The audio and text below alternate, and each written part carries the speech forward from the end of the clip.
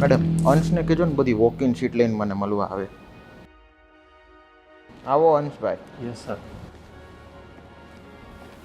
શું કે last વીકનો report કેવો છે, કસ્ટમર રિસ્પોન્સ? સર બધી જ સાઇટ્સ પર સારો છે. અચ્છા, તો હવે મને એક વાત સમજાવો.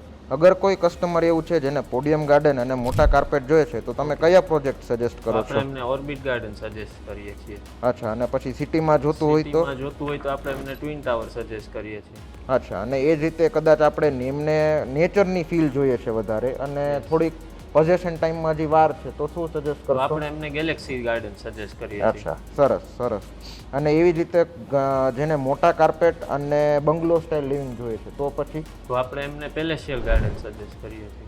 અચ્છા, અને સ્પેસિફિક એવી રિક્વાયરમેન્ટ આવે કે મારે નવા રિંગ રોડ ઉપર જ રહેવું છે, તો એ ક્લાયન્ટ્સને શું સજેસ્ટ તો કરશો? આપણે ઐશ્વર્યમ ગાર્ડન્સ છે, હવે તો ત્યાં સેમ્પલ ફ્લેટ પણ રેડી છે. વાહ, સરસ, ગુડ ગોઈંગ. you, ટીમમાં sir. પણ આ જ થોટ પ્રોસેસ બધાને સમજાવી આપજે. Sure sir. ઓકે.